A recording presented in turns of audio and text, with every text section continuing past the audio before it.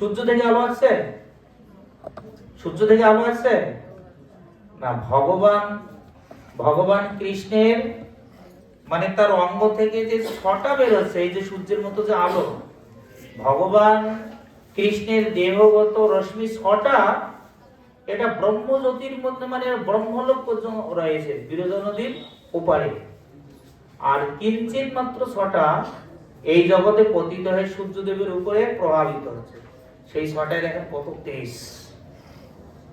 ভগবানের কাছ থেকে এটা আসছে, এই তাপটা, এই যে সূর্য যে দিচ্ছে আলোটা, এটা কোথা থেকে আসছে? ভগবান কৃষ্ণ থেকে আসছে। এই জন্য বলছে তুমি যে সর্বত্রই আছো, তুমি যে সব জায়গায় তোমার যে শক্তি ব্রহ্মরূপে তুমি বিদ্যমান, এখন কৃপা করে তুমি এটা আমাকে দেখো, তুমি কোথায় কোথায় আছো। তো একজন ভক্তই জানেন ভগবান সর্বত্রই আছে। আপনারা সর্বত্রই দেখতে পারেন ভগবানকে। স্তম্ভের মধ্যে ভগবান আছে? আছে? বা মনে হয় দিব্য চক্ষু প্রাপ্ত হয়ে গেছে, দেখছেন কেউ ওখানে ভগবান আছে? দেখা যায় না, আমাদের ওরকম দৃষ্টি এখন হয়নি, আমরা দেখতে পারবো না। কিন্তু যারা ভগবানের শুদ্ধ ভক্ত, তারা সর্বত্র ভগবানকে দেখে, প্রত্যেকটা জিনিসের মধ্যে ভগবানকে দেখতে পারে বা উপলব্ধি করতে পারে। তো এখানে বলছেন তুমি যে সৃষ্টিতে প্রবেশ করেছো, আমি তোমার সেই ঐশ্বর্যময় রূপ দেখতে ইচ্ছা করি। তুমি কোথায় কোথায় আসো, কৃপা করে এখন আমাকে দেখো। 4 নম্বর শ্লোকে বলছিল, হে প্রভু, তুমি যদি আমাকে তোমার এই বিশ্বরূপ দর্শন করার জন্য সমর্থ বলে মনে করো, যদি তুমি মনে করো যে আমি এটা দর্শন করার আমি যোগ্যতা অর্জন করছি, তাহলে হে যোগেশ্বর। যোগেশ্বর মানে কি? হ্যাঁ, যিনি যোগীদেরও ঈশ্বর, আপনার মনের কথা সব জানে, আমাকে তোমার সেই অনন্ত নিত্য স্বরূপের দর্শন দাও। তুমি যে সর্বত্রে আছো, তা তুমি আমার মনের কথা জানো, অতএব তুমি যদি আমাকে যোগ্য মনে করো, তাহলে কৃপা করে তুমি যে সর্বভূতের মধ্যে অবস্থান করছো, আমাকে দেখাও। ভগবান তখন বললেন, তাহলে কি দেখতে ছিলেন অর্জুন? প্রশ্নটা কি দেখতে ছিলেন? যে তুমি যে সর্বত্রে আসো, এটা আমাকে দেখাও, তুমি যদি আমাকে যোগ্য বলে মনে করো। কই গেছো?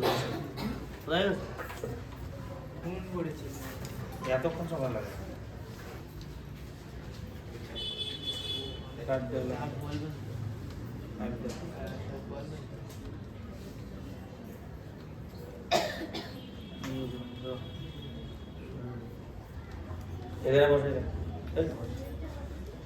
হরে কৃষ্ণ। ভগবান বলছেন অর্জুনের প্রশ্নের পরিপ্রেক্ষিতে, ভালো করে শোনেন। হে পার্থ, পার্থ কেন, কাকে পার্থ বলে? পার্থ কেন বলা হয়েছে? পিতার পুত্র। পিতাকে? কুন্তী দেবীর এক নাম হচ্ছে কি? পিতা। এই জন্য বলছে হে পার্থ, কুন্তী দেবীর পুত্র, নানা বর্ণ নানা আকৃতি বিশিষ্ট আমার শত সহস্র বিবিধ দিব্য রূপ সমূহ দর্শন করো। আমি যে সব জায়গার মধ্যে আছি, সব জায়গার মধ্যে যে আছি, তুমি সেটি এখন দর্শন করো। তাহলে হে ভারত, এখানে ভারত বলছে হে ভারত। কেন ভারত বলছে? তার কারণ হচ্ছে তিনি ভরত মহারাজের বংশে জন্মগ্রহণ করেছেন, বুঝতে পেরেছেন? এই জন্য বলছে হে ভারত। সমস্ত আদিত্য, আদিত্য মানে সমস্ত আদিত্য, বসু, রুদ্র, অশ্বিনী কুমার, মরুদ এবং পূর্বে অদৃষ্ট অনেক আচার্য রূপ সমূহ দেখো। মানে কোথায় কোথায় আমি আছি, যে আমি যে সর্বত্রে আছি, তোমাকে আমি সেটা এখন দেখাবো। দেখতে চান তো কোথায় কোথায় আছে? ঠিক আছে, ভগবান এবার দেখাবো। 7 নম্বরে দেখেন, হে গুড়াকেশ। গুড়াকেশ কেন বলছে? গুড়াকেশ কেন বলা হয়েছে? গুড়াকেশ শব্দের অর্থ জানেন কেউ? হ্যাঁ, মানে অর্জুন সমস্ত ইন্দ্রিয়কে সে জয় করতেছে। অর্জুন অন্ধকারও দেখতে পারে, আপনারা দেখতে পারেন অন্ধকারে? অর্জুন তিনি নিদ্রা থেকে শুরু করে সব জয় করেছেন, তাকে গুরুদেব বলা, এই জন্য তাকে গুরুদেব বলা হয়েছে। এখানে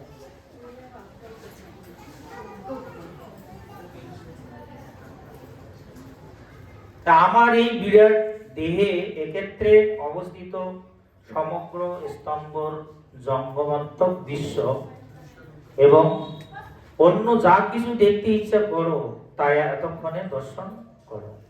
মানে আমি যে বিরাট রূপে সমস্ত ব্রহ্মাণ্ডের মধ্যে অবস্থান করছি, তুমি সেটা দর্শন করো। ভগবানকে উপলব্ধি করার কয়টি স্তর কেউ জানেন? কয়টি স্তর বলেন তো, কে কে জানেন হাত তোলেন তো। ভগবানকে উপলব্ধি করার স্তর কয়টি? কয়টি স্তর? কয়টি স্তর? 4টি স্তর। ভগবানকে উপলব্ধি করার কয়টি স্তর? 4টি। প্রথমে আছে বিরাট রূপের মাধ্যমে ভগবানকে উপলব্ধি করা, মানে ভগবান সর্বত্রই রয়েছেন, এক। 2 নম্বর হচ্ছে ভগবানকে ব্রহ্মরূপে উপলব্ধি। ব্রহ্মরূপে উপলব্ধি মানে ব্রহ্ম মানে ভগবানের শক্তি সর্বত্রই বিদ্যমান। কয়টা হলো? এই ব্রহ্মের আরাধনা করেন কারা? জ্ঞানীরা নিরাকার রূপে ভগবানের আরাধনা করেন। তাহলে প্রথমে কি রূপে ভগবানের উপলব্ধি? বিরাট রূপের মাধ্যমে। দ্বিতীয় ব্রহ্মরূপে। 3 নম্বর হচ্ছে পরমাত্মা রূপে উপলব্ধি। 3 নম্বর কি রূপে? এই পরমাত্মার ধ্যান কারা করেন? যোগীরা। আর চতুর্থ উপলব্ধি কি? চতুর্থ উপলব্ধি হচ্ছে ভগবানের সবিশেষ, মানে ভগবান হচ্ছে সাকার, ভগবানের রূপ আছে, ভগবান ভক্তের সঙ্গে আদান প্রদান করলেন, কথা বলেন। এই 4টে উপলব্ধি ভগবানকে মানে জানার জন্য। তাহলে প্রথমে কি? বিরাট রূপের মাধ্যমে ভগবানকে উপলব্ধি। 2 নম্বর ব্রহ্মরূপে। অনেকে বলে না, যেমন শঙ্করাচার্যের ভাষা ব্রহ্ম সত্য জগৎ মিথ্যা। এই ব্রহ্মটা কি? ভগবানের একটা শক্তি। আর ভগবানকে বলা হয় পরম ব্রহ্ম, ব্রহ্মেরও ব্রহ্ম, তিনি হচ্ছেন পরম ব্রহ্ম। এখানে বলছে যে আমার এই বিরাট রূপ আমি এখন তোমাকে দর্শন করাবো, কিন্তু তুমি তোমার নিজের চক্ষুর দ্বারা আমাকে দর্শন করতে সক্ষম হবে না। কঠিন কথা বলছে যে আমি যে এই বিরাট রূপে অবস্থান করছি, আমি যে এই রূপটা তোমাকে দেখাবো, এই জড় শক্তির মাধ্যমে কখনো উপলব্ধি করা বা দর্শন করা যাবে। তা আমরা যে যে চক্ষু পেয়েছি, এই চক্ষু দিয়ে কেউ ভগবানকে দেখতে পারেন? ভগবানকে দেখা যায়? ভগবানকে দেখতে হলে এই জড় চক্ষু দিয়ে দেখা যাবে না। এই জন্য শাস্ত্রে বলছে অপ্রাকৃত বস্তু নহে প্রাকৃত গোচর। অপ্রাকৃত বস্তু মানে ভগবান যেহেতু অপ্রাকৃত নাকি, আর আমাদের এই জড় চক্ষু দিয়ে ভগবানকে দেখা যাবে না। ভক্তিবিনোদ ঠাকুর বলছেন, আমরা অনেকে বলি না, এ চলো চলো ভগবানকে দর্শন করতে যাই, কি বলি কি না? আর আপনার এই চক্ষু দিয়ে ভগবানকে আপনি দর্শন করতে পাবেন? তাহলে কি বলতে হবে? ভক্তিবিনোদ ঠাকুর বলছেন এটা না বলে আমাদের বলতে হবে চলো চলো মন্দিরে যাই, আর কৃপা করে ভগবান যদি আমাকে তার দিব্য দৃষ্টির মাধ্যমে দর্শন করে, তবে আমার জীবনটা সার্থক। তাহলে ভগবান আপনাকে দেখবে না, আপনি ভগবানকে দেখবেন। ভগবানের কাছে গেলে কোনো না কোনো ভাবে যদি ভগবান আপনার দিকে দৃষ্টি নিক্ষেপ করে, তবেই জীবন সার্থক। যেমন আপনার চোখ আছে, আপনি কি চাইলেই কি সূর্যকে দেখতে পারবেন? সূর্য যদি ডুবে যায়, সূর্যের যদি আলো না থাকে, আপনি চাইলেও সূর্যকে দেখতে পারবেন না। তাহলে ভগবানকে দেখতে গেলে কি লাগবে? কি লাগবে? বলে ঈশ্বরের কৃপা লেশ মাত্র হয়েছে যাহারে, সেই ব্যক্তি ঈশ্বর তত্ত্ব জানিবারে পারে। জানিবারে পারে কে? যার প্রতি ভগবানের কৃপা হয়েছে, সেই ব্যক্তি কেবল ভগবত তত্ত্ব উপলব্ধি করতে পারে। তাই এই জন্য ভগবানকে দেখতে হলে কি লাগে? ব্রহ্মা বলছেন ব্রহ্ম সংহিতায়, প্রেমাঞ্জন সরিত ভক্তি বিলোচনে, প্রেম রূপ রঞ্জন লাগবে। তার মানে ভক্তির মাধ্যমে ভগবানকে দর্শন করা সম্ভব। নচেত ভগবান আপনার কাছে স্বয়ং দাঁড়িয়ে থাকলেও আপনি বুঝতে পারবেন না উনি ভগবান। যেমন আপনারা দেখেন, এই যে মায়াপুরে যে এত বড় অদ্ভুত মন্দির হচ্ছে, তা প্রভুপাদের শিষ্য অম্বরীশ দাস, আলফ্রেড ফোর্ট নাকি, এই যে অম্বরীশ দাস, এক সময় আমি ওনার অনেক মহিমা শুনেছি, অনেক গুণকীর্তন শুনেছি। তা আমি প্রভুর সঙ্গে যখন এসেছিলাম আমাদের গিরিরাজপুর, এটা অনেক বছর আগে, যখন ভারতে এসেছিলাম তখন কলকাতায় গিয়েছিলাম, তাই একসাথে প্রসাদ পাচ্ছিলাম। তা মানে পাশে একজন ধুতি পরা, তিলক পরা, একদম কি লম্বা চূড়া ফর্সা, উনিও প্রসাদ পাচ্ছেন। তা আমারে প্রভু বলেছিলেন যে আপনি বুঝতে পেরেছেন উনিকে, আপনার পাশে যে বসেছিলেন? না তো, যে উনি আছেন অম্বরীশ প্রভু। তা আমি তো হায় হায়, ওনাকে দেখার জন্য আমার কত অভিলাষ, অথচ আমার পাশে বসেছে আমি তাও বুঝতে পারিনি। তা ঠিক যখন উনি বললেন যে উনি হচ্ছেন অম্বরীশ প্রভু, তখনই কেবল বুঝতে পারলাম নাকি। তা ঠিক আমাদের যতক্ষণ পর্যন্ত এরকম দিব্য চক্ষু না হবে, কখনো আমরা অপ্রাকৃত বস্তুকে দর্শন করতে পারবো না। বা ভক্তদের কৃপা যখন হবে, ভক্তের কৃপার মাধ্যমে ভগবানকে জানা সম্ভব। তো ভগবান বলছে তোমার এই জড় চক্ষুর মাধ্যমে তুমি দেখতে পারবে। সঞ্জয়ের চক্ষু ছিল, সঞ্জয়ের চক্ষু ছিল, কাশ চক্ষু ছিল না, ধৃতরাষ্ট্র অন্ধ ছিল। তাই কুরুক্ষেত্রে কি হচ্ছে না হচ্ছে কিভাবে দেখলো? এই দিব্য চক্ষুটা সঞ্জয়কে কে দিয়েছে? ব্যাসদেব। তা আমরা যদি ভক্তদের কৃপা লাভ করি, ভক্তরা আমাদেরকে ভক্তি দান করবে, আর ভক্তির বলে আমরা দিব্য চক্ষু প্রাপ্ত হতে পারি, তখনই কেবল আমরা ভগবানকে দর্শন করতে সম্ভব। নচেত ওই লোচন মলে সেই পাপী এলো আর গেল, শুধু যাওয়া শেষ আর হবে। যতক্ষণ পর্যন্ত ভগবত তত্ত্বজ্ঞান কেউ হৃদয়ঙ্গম না করবে, ততক্ষণ পর্যন্ত ভক্তি জাগ্রত হবে না। আর ভক্তি না হলে কোনোদিন দিব্য চক্ষু প্রাপ্ত হবে না, আর দিব্য চক্ষু না হলে ভগবানকে দেখা সম্ভব না। ওই গেল শুধু দেখবেন কি রে, এখানে একটা কাজ, আমাদের একজন ভক্ত গিয়েছিল পুরী ধামে, তো জগন্নাথ দর্শন করছে। জগন্নাথে যাইতে কিন্তু ওখানে কিছু মানে কাঠি আছে, ওই কাঠি দিয়ে মাথার মধ্যে বাড়ি দিয়ে, ওই একজন মাতাজি এসে আমাকে, প্রভু প্রভু, আরে আমি জগন্নাথ পুরীতে গিয়েছিলাম, আমাকে ঝাঁটার বাড়ি দিয়েছে। ঝাঁটার বাড়ি মানে ওই কাঠিগুলো বুঝতে পারেনি যে ওটা ঝাঁটা, বলছে কাঁটা দিয়ে আমাকে মারলো, কেন পান্ডারা এরকম আচরণ করলো? আমি মানে আসলে উনি বুঝতেই পারেনি যে এটা জগন্নাথের একটা কৃপা, পান্ডারা এরকম দিচ্ছে মানে কি ওটা আশীর্বাদ, কিন্তু উনি বলছে আমাকে ঝাঁটার বাড়ি বলছে। বুঝতে পেরেছেন? আমাদের এরকম মনে হবে, তো ভগবানের বিগ্রহকে একটা কাঠ কাঠ বলে মনে হয়। বুঝতে পেরেছেন? পরের শ্লোক দেন 9 নম্বর। তো সঞ্জয় বলছে, তা ভগবান এখানে দিব্য চক্ষু দান করলেন, কাকে দান করলেন? অর্জুনকে, যে আমি তোমাকে এখন দিব্য চক্ষু দান করছি, তুমি দেখো। সঞ্জয় বলছেন, হে রাজন, এভাবে বলার পর মহান যোগেশ্বর ভগবান কৃষ্ণ অর্জুনকে তার বিশ্বরূপ দেখালেন। মানে সঞ্জয় কাকে বলছে?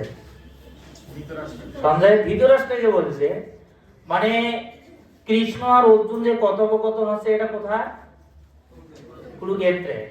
আর সঞ্জয় আর ধৃতরাষ্ট্রের কথোপকথন হচ্ছে কোথায়?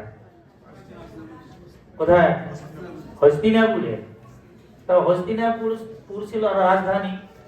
এই হস্তিনাপুর থেকে ধৃতরাষ্ট্র সঞ্জয়ের কাছ থেকে তিনি শ্রবণ করছেন। আর সঞ্জয় দিব্য চক্ষুর মাধ্যমে দেখছেন ওখানে কোথায় কি হচ্ছে, কে কোথায় গেল, কার কাছে কিভাবে গেল, কিভাবে উপস্থাপন করলো। ঠিক আছে? এইভাবে এখন ভগবান তাকে দেখালেন। অর্জুন সেই বিশ্বরূপে অনেক মুখ, কতগুলো মুখ দেখলেন। ভগবান যে বিশ্বরূপ ধারণ করলেন, বহু মুখ, অনেক নেত্র, নেত্র মানে অনেক অদ্ভুত দর্শনীয় বস্তু দেখলেন। দেখেন ভগবান কি না করতে পারে। সেই রূপ অসংখ্য দিব্য অলঙ্কারে সজ্জিত ছিলেন। মানে ভগবান যে এতগুলো মুখ প্রকট করেছেন, হস্ত প্রকট করেছেন, বিভিন্ন অলঙ্কারে সজ্জিত। যেমন যখন কৃষ্ণ এই যে কংসের কারাগারে আবির্ভূত হয়েছিলেন, সাধারণ শিশুর মতন এসেছিল না, দিব্য অলঙ্কার সম্মানিত তিনি এসেছিলেন। কি দিব্য অলঙ্কার ভূষিত হয়ে, তার মধ্যে পরনে বস্ত্র ছিল। এইভাবে তিনি দিব্য অলঙ্কারে আবির্ভূত হয়েছেন। তাই ভগবান তাকে দেখাচ্ছেন, কি কি দেখছেন অর্জুন এগুলো দেখছেন। অনেক উদ্যত দিব্য অলঙ্কার করেছিলেন। সেই বিশ্বরূপ দিব্য মালা দিব্য বস্ত্রে ভূষিত ছিলেন। ভগবানের যে বিশ্বরূপটা দেখছেন কি কি ছিল, অনেক মাথা, অনেক হাত, অনেক বস্ত্র অলঙ্কার এবং তার অঙ্গ দিব্য গন্ধ দ্বারা অনুলিপ্ত ছিল। সবই ছিল অত্যন্ত আশ্চর্যজনক, জ্যোতির্ময়, অনন্ত, সর্বব্যাপী। সর্বব্যাপী বিশ্বরূপ মানে বিশাল রূপ। এই রূপ যখন ভগবান অর্জুনকে দেখাচ্ছেন, যদি আকাশে সহস্র সহস্র সূর্য যুগপৎ উদিত হয়, তাহলে তার দীপ্তি সেই মহান বিশ্বরূপের প্রভাব সমতুল্য হতে পারে। মানে ভগবানের এত দিব্য জ্যোতি নির্গত হচ্ছিল, সেটার কথা এখানে বলছে যে বিশ্বরূপের প্রভাব সমতুল্য হতে পারে। তারপরে 13 নম্বর শ্লোকে, তখন অর্জুন পরমেশ্বর ভগবানের বিশ্বরূপে বহু প্রকারের বিভক্ত সমগ্র জগৎকে একত্রে অবস্থিত অবস্থায় দেখলেন। মানে তখন অর্জুন দেখছেন যে সমস্ত বিশ্বটা ভগবানের মধ্যে বিদ্যমান। যেমন এক সময় কৃষ্ণ ব্রহ্মাণ্ড ঘাটে মাটি খেয়েছে। কৃষ্ণ কোথায় মাটি খেয়েছেন? ব্রহ্মাণ্ড ঘাটে। এটা হচ্ছে গোকুল বন। গোকুল 12টা বনের নাম মুখস্থ আছে তো? 12টা বনের মধ্যে অন্যতম একটা বন হচ্ছে কি? মহাবন, গোকুলে। তাই কৃষ্ণ যখন মাটি খেয়েছে, বলরাম তখন কৃষ্ণের হাত ধরে নিয়ে যাচ্ছে, আর মা যশোদা স্নান করছেন। মা যশোদার কাছে গিয়েছে, মা যশোদা, মা কৃষ্ণ মাটি খেয়েছে। মা যশোদা দৌড়ি এসেছে, গোপীরা বলছে। মা যশোদা দৌড়ি এসে বলছে, আরে তুমি মাটি খেয়েছো? না, আমি মাটি খাইনি। মাটি খাওয়া নাই? তাহলে তুমি সত্য কথা বলছো আর বলরাম মিথ্যা বলছে? মা যশোদা জানে যে বলরাম কোনোদিন মিথ্যা কথা বলে না। তখন কৃষ্ণকে বলছে, তাহলে হা করো দেখি। আর কৃষ্ণ হা করেছে। আর যেই হা করেছে, কি দেখতে পেলেন মা যশোদা? কি একদম অনন্ত কোটি ব্রহ্মাণ্ড তার মুখের মধ্যে। অনন্ত কোটি ব্রহ্মাণ্ড তো দেখছেন, শেষ পর্যন্ত মা যশোদা ওই কৃষ্ণের মুখের মধ্যে নিজের স্বরূপটাও দেখছেন। আর মা যশোদা মুচ্ছে হয়ে পড়ে গেছেন। তার মানে মা যশোদাকে ভগবান এই বিশ্বরূপ দর্শন করালেন। আর মা যশোদা বিশ্বরূপ দর্শন করে মুচ্ছে হয়ে পড়ে গেলেন। পরে আবার কি হইল? মা যশোদা যখন চেতনা ফিরে এলো, মা যশোদা সঙ্গে সঙ্গে ওই মায়া আবার সরে দিয়েছে, যোগমায়া। মা যশোদা আবার সঙ্গে সঙ্গে চিন্তা করলেন, হায় হায়, নিশ্চয় হয়তো আমার ছেলেটাকে কোনো ভূত পেট ধরেছে, এর জন্য মুখের মধ্যে থুতু দিয়েছে। কেন থুতু দিয়েছে? মানে কাউকে যদি ভূত ধরে থুতু উচ্ছিষ্ট করে দিলে ভূত পালিয়ে যাবে। তারপর বাম পায়ের চরণধুলি কৃষ্ণের মাথায় দিচ্ছে, যাতে ভূত যদি ধরে পালিয়ে যায়। মা যশোদা তো বুঝতে পারেন নাই। কৃষ্ণ চিন্তা করলেন, মা যশোদা যদি বুঝতে পারে আমি কৃষ্ণ ভগবান, তাহলে তো আমাকে তো মানে একদম পুত্র জ্ঞানে লালন পালন করবে না, তখন ভগবান জ্ঞানে শ্রদ্ধা ভক্তি করবে। তাই বাৎসল্য প্রেম আস্বাদন করার জন্য তিনি কি করলেন? যোগমায়ার প্রভাবে ওটা সব ভুলিয়ে দিলেন। আর মা যশোদা তখন মনে করছে এটা আমার পুত্র, মনে হচ্ছে কোনো অশুভ দৃষ্টি তার প্রতি পতিত হয়েছে। কেননা বাল্যকাল থেকেই তো পুতনা কত অসুর কৃষ্ণকে এসে উৎপাত করেছিল নাকি? এইভাবে অর্জুনকে ভগবানের সমস্ত বিরাট রূপ দর্শন করলেন। অর্জুন তখন সবকিছু ভগবান কৃষ্ণের মধ্যে, সমস্ত ব্রহ্মাণ্ড তিনি দেখতে পেলেন। সত্য। তারপর অর্জুন বিস্ময়িত ও রোমাঞ্চিত হয়ে এবং অবনত মস্তকে ভগবানকে প্রণাম করে করজোড়ে বলতে লাগলেন। এরকম একটা অবস্থা দেখে তখন ভগবান করজোড়ে প্রণাম করছেন। যেমন ধ্রুব মহারাজের কাছে যখন ভগবান বিষ্ণু এসেছে, ধ্রুব মহারাজ তো 6 মাসের মধ্যে ভগবানকে পেয়েছে নাকি? ধ্রুব মহারাজ কি কোনোদিন দেখেছেন ভগবানকে? ধ্রুব মহারাজ কোনোদিন ভগবানকে দেখেছেন? কি হলো রে ভাই? হ্যালো হ্যালো হ্যালো, হরে কৃষ্ণ, হ্যালো।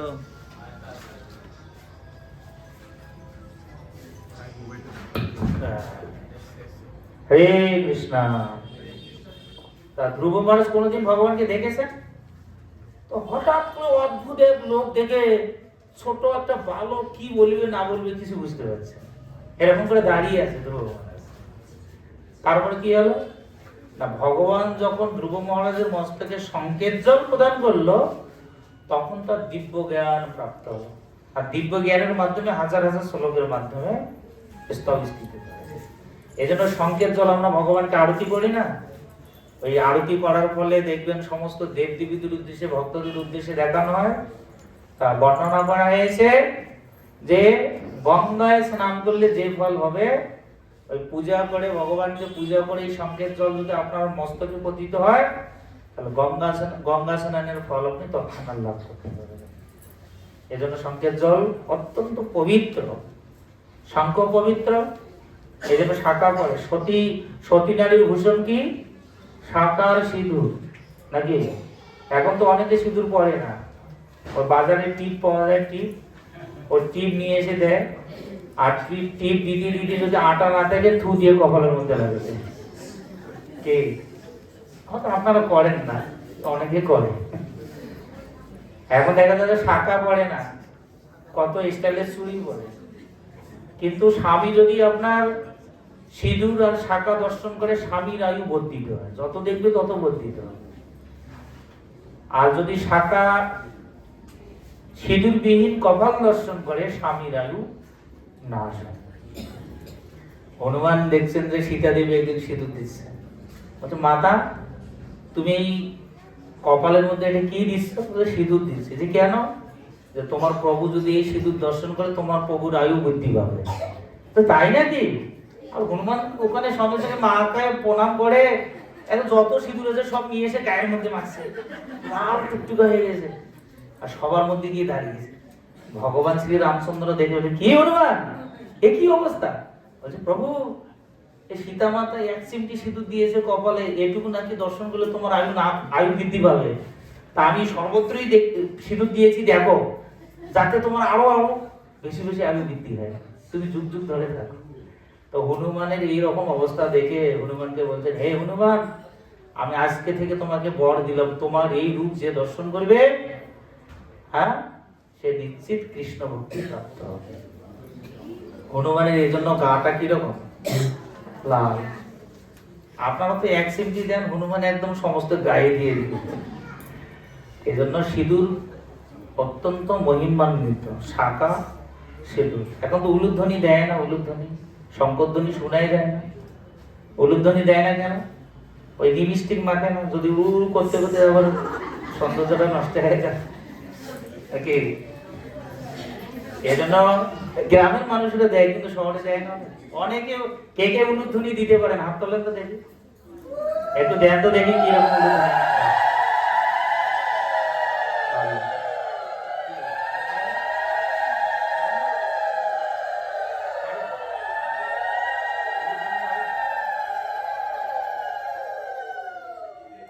অসুস্থতা কি উলুধ্বনি দেওয়া যায়? পারে, সবাই শিখবেন। উলুধ্বনি শুনে গুরু মহারাজ এত খুশি হয় যে বিদেশিরা উলুধ্বনি শেখার জন্য বাঙালি মাদের কাছে যায়, যে একটু আমাকে শেখান। উলুধ্বনি, সংকেত ধ্বনি, মঙ্গল ধ্বনি, এই ধ্বনি যত দূর যাবে তত দূর অশুভ বিনাশ হবে। এই গীতার প্রথম অধ্যায়ে পড়েন নাই যে যখন কৃষ্ণ শঙ্করধ্বনি করলো, অর্জুন যখন শঙ্করধ্বনি করলো, দুর্যোধনের হৃদয় একদম কম্পিত হতে লাগলো, ভয়ে ভীত হলো। ঠিক আপনার এই উলুধ্বনি শঙ্খধ্বনি যত দূরে যাবে সমস্ত অশুদ্ধের হৃদয় কম্পিত হবে আর অশুভ বিনাশ হয়ে যাবে। তো এইভাবে আমরা দেখতে পারি। করজোড়ে বলতে লাগলেন, অর্জুন বলছেন 15 নম্বর শ্লোকে, হে দেব, আমি তোমার দেহে সমবেত দেবতাদের, বিবিধ প্রাণীদের, কমলাসনে স্থিত ব্রহ্মা শিব ঋষিদের এবং দিব্য সর্পদের দেখছি। ভগবানের মধ্যে কি কি দেখছেন অর্জুন? কি কি দেখছেন? প্রথমে দেখছেন কি? দেবতাদের। তার মানে দেবতারা কোথায় থেকে এসেছে? একটা গাছ আছে না, গাছ, গাছের ডালপালা গুলো হচ্ছে দেবতারা, গাছের ডালপালা দেবতারা। দেবতারাও সাধারণ কেউ না, দেবতারাও ভগবানের নির্দেশে এই জগৎকে নিয়ন্ত্রণ করছে, বিভিন্ন ভাবে পরিচালনা করছে।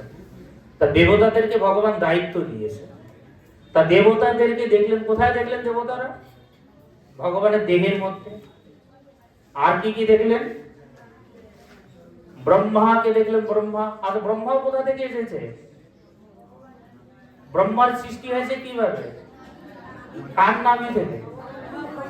ভগবানের নাম থেকে। কিভাবে সৃষ্টি হলো? ভগবান কৃষ্ণ গোলক বিহারী একা ছিলেন, ডান অঙ্গ থেকে বলরামের সৃষ্টি। বলরাম থেকে কি কি এসেছে? বলরাম থেকে চতুর্ভুজের সৃষ্টি হয়েছে। চতুর্ভুজ কে কে? বাসুদেব, শঙ্কর্ষণ, প্রদ্যুম্ন, অনিরুদ্ধ। এই চতুর্ভুজের মধ্যে যে শঙ্কর্ষণ, এই শঙ্কর্ষণ থেকে মহাবিষ্ণু সৃষ্টি হয়েছে। মহাবিষ্ণু অথবা কারণোদর্শী বিষ্ণু বলা হয়। আর কারণোদর্শী বিষ্ণু, তার লোমকূপ থেকে অনন্ত কোটি ব্রহ্মাণ্ড সৃষ্টি হয়। লোমকূপ থেকে অনন্ত কোটি ব্রহ্মাণ্ড সৃষ্টি হয়। অনন্ত কোটি ব্রহ্মাণ্ড সৃষ্টি করলে সেই প্রত্যেকটা ব্রহ্মাণ্ডে এই মহাবিষ্ণুই গর্ভদর্শী বিষ্ণু রূপে প্রত্যেকটা ব্রহ্মাণ্ডে প্রবেশ করে। প্রত্যেকটা ব্রহ্মাণ্ডে প্রবেশ করে। হরি বল। প্রত্যেকটা ব্রহ্মাণ্ডে প্রবেশ করে গর্ভদর্শী বিষ্ণু কি করেন? গর্ভ উদক, তার নিজের গর্ভ থেকে বাড়ি সিঞ্চন করে অর্ধেকটা ব্রহ্মাণ্ড পূর্ণ করেন। সেই পূর্ণ করলে, সেই জলের মধ্যে শয়ন করলে তার নাভি পদ্ম থেকে একটি পদ্মের উদ্ভব, আর ওই পদ্মের মাঝখানে ব্রহ্মার জন্ম। বুঝতে পেরেছেন কিভাবে ব্রহ্মার জন্ম হইল? তার মানে ব্রহ্মা হচ্ছে রজনী সম্ভবা, তার পিতামাতা আছে। তা ব্রহ্মাকে সৃষ্টি করলো কে? ভগবান থেকে সৃষ্টি হয়েছে নাকি? ভগবান, ভগবানের একটা অবতার, মানে ব্রহ্মা। কি অবতার? ব্রহ্মা ভগবানের কি অবতার বলেন? কে বলতে পারেন? বলেন। ব্রহ্মা ভগবানের অবতার কি অবতার? কে জানেন? হাত তোলেন। কি অবতার? সাংস অবতার। মানে এটা কি অবতার? কে জানেন? বলছে ভগবান 6টা অবতার আছে। লীলা অবতার, গুণ অবতার, সপ্তাবেশ অবতার, আবেশ অবতার, আর হচ্ছে যুগ অবতার। কিন্তু ব্রহ্মা, বিষ্ণু, শিব হচ্ছে গুণ অবতার। ব্রহ্মা কি অবতার? ভগবানের গুণ অবতার। গুণ, এই যে 17তম 3টি গুণ দ্বারা 3জন সৃষ্টি করেন, পালন করেন, সংহার করেন।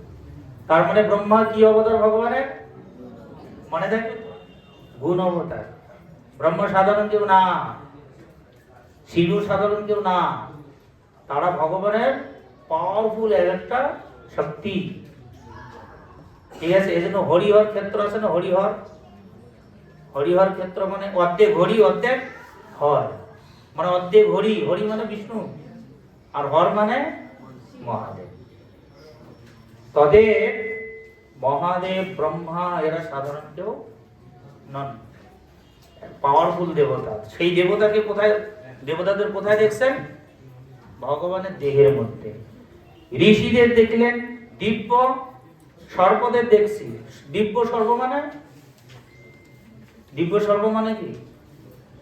এই যে অনন্তদেব দেখছেন না? অনন্তদেব, অনন্তদেব তিনি মাটির নিচে আছেন, তার একটা ফনার মধ্যে ব্রহ্মাণ্ডটাকে ধারণ করে আছে। এত বড় একটা ব্রহ্মাণ্ড, অনন্ত কোটি ব্রহ্মাণ্ডকে কে ধারণ করে আছে? অনন্ত দেব। এরা তো ভাসমান অবস্থা। ফুটবল দেখছেন না? ফুটবল ফুটবল যেমন একটা এরকম হাতের মধ্যে ধরে থাকে, তা হাতটা আছে অনন্ত দেবের মস্তক, আর ফুটবলটা হচ্ছে পৃথিবী সদৃশ। এই সমস্ত পৃথিবীটাকে কে ধারণ করে আছে? কে? অনন্ত দেব। তাহলে তার কত পাওয়ার দেখছে, কত শক্তি। 16 নম্বর শ্লোক দেখেন। আর কি কি দেখলেন? হে বিশ্বেশ্বর। বিশ্বেশ্বর মানে তুমি বিশ্বের ঈশ্বর। হে বিশ্বরূপ, তোমার সর্বত্র ব্যক্ত অনেক অনন্ত রূপে অনেক বাহু। কতগুলো বাহু? অনেক বাহু দেখছেন। উদর, অনেক মুখ থাকলে তো অনেক উদর, পেট, বাহু হবে। এবং নেত্রসমূহ দেখছি, আমি তোমার আদি মধ্য ও অন্ত কিছুই দেখতে পাচ্ছি না। মানে ভগবান এত বড় রূপ ধারণ করেছেন, কিছু দেখতে পাচ্ছে না। যেমন বলি মহারাজের কাছে যখন বামন দেব গিয়েছিল, সেখানেও কিন্তু বিশ্বরূপ দর্শন করিয়েছিলেন। কি করেছিলেন কি না? কে দেখেছিল? বলি মহারাজ দেখেছিলেন। বলি মহারাজ তিনি রাজা হয়েছেন অসুর, তিনি দান করছেন যজ্ঞের মধ্যে, যে যা চাচ্ছে দিবে। তা বামন দেব মানে, বামন মানে খাটো, ছোট একটা বালকের রূপ ধারণ করে ভগবান বিষ্ণু গিয়েছে। তখন বামন দেব যেহেতু এসেছে দান চাইতে, তার পাদ প্রক্ষালন করে, পাদধৌত জল পান করে।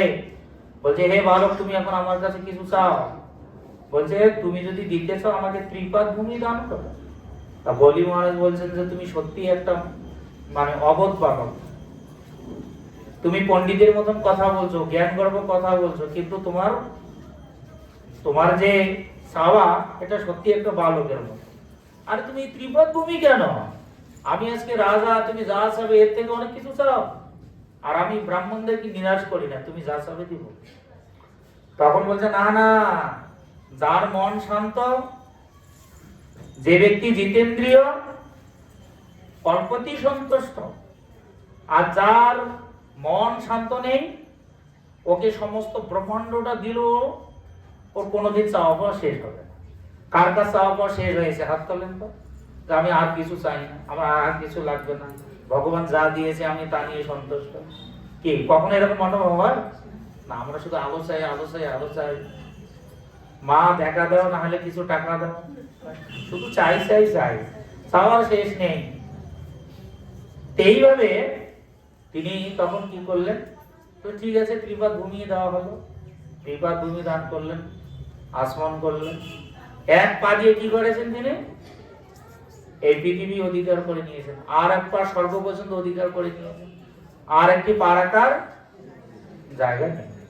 এই পাটি তখন কি করলেন? কি করলেন? বলি মহারাজের মস্তক এগিয়ে দিলেন। এই যে দেখেন, একটা পা দিয়ে তিনি মানে দুই পায়ের মধ্যে সমস্ত ব্রহ্মাণ্ডটাকে অধিকার করে নিয়েছেন। তাহলে কি রকম পা ছিল বলেন দেখি? কত বড় পা ছিল! ভগবানের এই বিশ্বরূপ বলি মহারাজও দর্শন করেছে। ভগবানের এইরকম রূপ দর্শন করে তখন বলি মহারাজ বুঝতে পারছেন যে তিনি সাধারণ কেউ নন। আর বিষ্ণু যেহেতু এসেছেন, আমার দান আজকে সার্থক, আমার জীবন ধন্য, এই জন্যই তিনি মস্তক এগিয়ে দিয়েছিলেন। এখানে দেখেন যে আমি সবকিছু দেখতে পেলাম। আর কি কি দেখলাম? যে কিরীটি শোভিত গধা, গধা অনেক বড় গধা দেখছে। চক্রধারী, চক্রধারী মানে সুদর্শন চক্র। সুদর্শন চক্রের অনেক মাহাত্ম্য আছে। সর্বত্র দীপ্তিমান, তেজপুঞ্জ, সম্মানিত, দুর্নিচ্ছা, প্রজ্বলিত অগ্নি, সূর্যের মতন প্রভাব বিশিষ্ট এবং অপ্রেমেয় স্বরূপ তোমাকে আমি সর্বত্রই দেখছি। সর্বত্রই ভগবানকে দেখছেন, সবকিছু দেখছেন। এরপরে তোমার আদি মধ্য অন্ত নেই। মানে এত বড় রূপ অর্জুন আর খুঁজেই পাচ্ছে না, তার আদি অন্ত কোথায়? তুমি অনন্ত বীর্যশালী ও অসংখ্য বাহু বিশিষ্ট এবং চন্দ্র সূর্য তোমার নেত্রদ্বয়। মানে ভগবানের নেত্রগুলো কিরকম? আর চন্দ্র সূর্য এসেছে কোথায় থেকে? ভগবানের নেত্র থেকে। ভগবানের দুইটা চক্ষু আছে না, একটা হচ্ছে চন্দ্র আর একটা হচ্ছে সূর্য। আর চন্দ্র সূর্যের মাধ্যমে সবকিছু দেখছেন, কিন্তু হয়তো আপনি দেখতে পাচ্ছেন না, কিন্তু তিনি সবকিছু দেখছেন। পরে 20 তুমি একক হয়েও দুর্লভ ফুল মধ্যবর্তী অন্তরিক্ষ এবং 10 দিক পরিব্যাপ্ত করে আসো। হে মহাত্মন, তোমার এই অদ্ভুত ও উগ্র রূপ দর্শন করে ত্রিলোক অত্যন্ত ভীত হচ্ছে। তখন অর্জুন বলছেন, হে প্রভু, আপনি যেভাবে আপনার এই রূপ প্রকট করেছেন, এটা সবাই, শুধু এই পৃথিবীর মানুষ না, ত্রিলোকের অধিপতি সর্বমত্ত পাতাল সবাই ভয়ে ভীত হয়েছে। 21 সমস্ত দেবতারা তোমার শরণাগত হয়ে তোমাতেই প্রবেশ করছে। অর্জুন এটা দেখছে, সমস্ত দেবতারা প্রবেশ করছে, বের হচ্ছে, প্রবেশ করছে, বের হচ্ছে। কেউ কেউ ভীত হয়ে করজোড়ে তোমার গুণগান করছেন। মহর্ষি সিদ্ধেরা জগতের কল্যাণ হোক বলে প্রচুর স্তুতির বাক্যের দ্বারা তোমার স্তব করছে। মানে সমস্ত দেবতারা মুনি ঋষিরা যে স্তব করছেন, অর্জুন এটা দেখছে, এই জন্য বলছেন প্রার্থনা করে। তারপরে বলছেন, রুদ্রগণ, আদিত্যগণ, বসুগণ, সাঙ্গগণ, বিশ্বদেবগণ, অশ্বিনী কুমারদ্বয়, মরুদ্গণ, পিতৃগণ, গন্ধর্বগণ, যক্ষগণ, অসুরগণ, সিদ্ধগণ সকলেই বিস্মিত হয়ে তোমাকে দর্শন করছে। অর্জুন এটা দেখছেন, সবাই ভগবানকে প্রার্থনা করছে, দর্শন করছে। হে মহাবীর, বহু মুখ, বহু নেত্র, বহু বাহু, এগুলো তো অনেকবার হইল নাকি? বাহু, নেত্র, পদ, বহু বহু দর্শন করলেন এবং লোক সমূহ অত্যন্ত ব্যথিত আছে এবং তোমার তেমনি আমিও অত্যন্ত ব্যথিত আছি। মানে এখন অর্জুন ভয় পাচ্ছে, ভগবানের এই রূপ দেখে তিনি অত্যন্ত ভয়ে ভীত হয়েছে। পরে বলছেন, হে দেবেশ, হে জগন্নিবাস, ভয়ঙ্কর দন্তযুক্ত এবং প্রলয় অগ্নি সদৃশ তোমার মুখ সকল দেখে আমার দিগ্ভ্রম হচ্ছে এবং আমি শান্তি পাচ্ছি না। তুমি আমার প্রতি প্রসন্ন। মানে আসলে তিনি ভক্ত, তো ভগবানের এরকম বিকট রূপ মূর্তি চেহারা দেখে তিনি ভয় পাচ্ছেন। মানে তিনি ওটা কোনোভাবে মেনে নিতে পারছেন। যেমন যারা কৃষ্ণের দর্শন করতে করতে করতে করতে অভ্যস্ত, হঠাৎ করে যদি ওই কৃষ্ণ যদি ভূতের মতন হয়ে যায়, দেখলে কেমন লাগবে বলে? ভালো লাগবে? প্রার্থনা করবে? তখন ভয় পাবে কিনা? হ্যাঁ, নিশ্চয়ই ভয় পাবে। ঠিক অর্জুনের কাছে সেরকম মনে হচ্ছে যে হাই হাই, এটা কি আমি দেখছি, আমি আর এটা দেখতে চাই না। অর্জুন তখন এখন বলবে যে তোমার এটা বন্ধ করো, আমি আর তোমার এই রূপ দেখতে চাই না। ধৃতরাষ্ট্রের পুত্রেরা, তাদের মিত্র, সমস্ত রাজন্যবর্গ এবং ভীষ্ম, দ্রোণ, কর্ণ এবং আমাদের পক্ষের সমস্ত প্রধান যোদ্ধাগণ তোমার করাল দন্ত বিশিষ্ট মুখ সমূহের মধ্যে দ্রুত বেগে প্রবেশ করছে এবং দন্ত মধ্যে লগ্ন হয়ে তোমাদের মস্তক চূর্ণ করছে। মানে আসলে এটা অর্জুনকে দেখালে যে হে অর্জুন, দেখো তুমি কেন যুদ্ধ করতে চাচ্ছ না, আমি ইতিপূর্বে এদেরকে মেরে ফেলেছি, তুমি মাত্র উপলক্ষ। দেখো সবাই মারা যাচ্ছে, আমি এদেরকে একদম চিবি চিবি খেয়ে বলেছি, আমি এদেরকে দংশন করছি, আমি এদেরকে বিনাশ করছি। শুধু একজন না, দুইজন না, সবাইকে। আর সবাই মারা গিয়েছিল, কুরুক্ষেত্রে মারা গিয়েছেন না? তার শুধু এই অর্জুন এটা দেখতে পাচ্ছে যে কিভাবে ভগবান সবকিছুকে বিনাশ করছেন, মানে কাল রূপ ধারণ করছেন। 20 থেকে 28, 20 থেকে কত? 28 থেকে 30। নদী সমূহ যেমন সমুদ্র অভিমুখে প্রভাবিত হয়ে সমুদ্রে প্রবেশ করে, তেমনি নরলোকের বীরগণ তোমার জ্বলন্ত মুখ বিবরে প্রবেশ করেছে। পতঙ্গগণ যেমন প্রবল বেগে ধাবিত হয়ে মরণের জন্য জ্বলন্ত অগ্নিতে প্রবেশ করে। যেমন একটা লাইট জ্বালা থাকলে পোকাগুলো দৌড়াবে না সেদিকে, তারপর পরিণাম কি হয়? কি হয়? ঠিক যারা যারা ভগবানের বিপক্ষে দাঁড়িয়েছে, এদের সবার নিশ্চিত মৃত্যু। ভীষ্ম, দ্রোণ থেকে শুরু করে যারা যারা ছিল সবার মৃত্যু হয়েছে। তেমনি এই মানুষেরও মৃত্যুর জন্য প্রবল বেগে তোমার মুখার পরে প্রবেশ করেছে। হে বিষ্ণু, তুমি তোমার জ্বলন্ত মুখ সমূহের দ্বারা লেহন পূর্বক সকল লোককে গ্রাস করেছো এবং তোমার প্রদীপ্ত তেজ রাশির দ্বারা সমগ্র জগৎকে আবৃত করে সন্তপ্ত করেছো। তার মানে সবকিছু তো ভগবান থেকে এসেছে নাকি? আবার যখন বিনার হবে তখন সব কোথায় যাবে? ভগবানের কাছে যাবে। তাই ভগবান এটা অর্জুনকে দেখাচ্ছে, অর্জুন এটা দেখে ভয় পাচ্ছে। পরে বলছেন, ভগবান বললেন, আমি লোকক্ষয়কারী প্রবৃত্ত কাল, বলছে আমি হচ্ছে কাল, অহং কালস্মি, আমি হচ্ছে মৃত্যুরূপী। মানে সব কিছুর কারণ হচ্ছে ভগবান। একটা লোক মারা যাবে এর কারণ কে? ভগবান। কে বেঁচে যাবে এটার কারণ কে? সবকিছুর মূল কারণ আছে ভগবান। সেটা অর্জুনকে উপলব্ধি করা আছে যে এখানে যুদ্ধ করছি আমি, এদেরকে মারছি কে? মারছে কে? এদেরকেও আমি মারছি। আর তোমাদেরকে জীবিত করছে কে? আমি জীবিত, সবকিছু আমি। তার মানে ভগবানের ইচ্ছা ছাড়া একটা গাছের পাতাও নড়ে না। এই জন্য বলছে, তুমি কে তা কৃপা করে আমাকে বলো। কে বলছেন? অর্জুন বলছেন যে তুমি কে? না, এটা পরে করেছে নাকি? পরে আমি লোক ক্ষয় কাল প্রবৃত্ত কাল এবং এই সমস্ত মানুষকে সংহার করতে এখনই প্রবৃত্ত হয়েছে।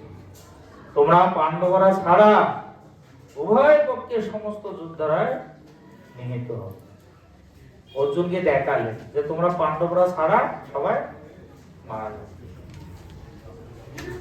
অতএব তুমি উদিত হও এবং যশ লাভ করো, তোমার শত্রুদের পরাজিত করে সমৃদ্ধশালী রাজ্য ভোগ করো। তোমার দ্বারা এরা পূর্বেই নিমিত্ত হয়েছে। হে সর্বসাচী, তুমি কেবল নিমিত্ত।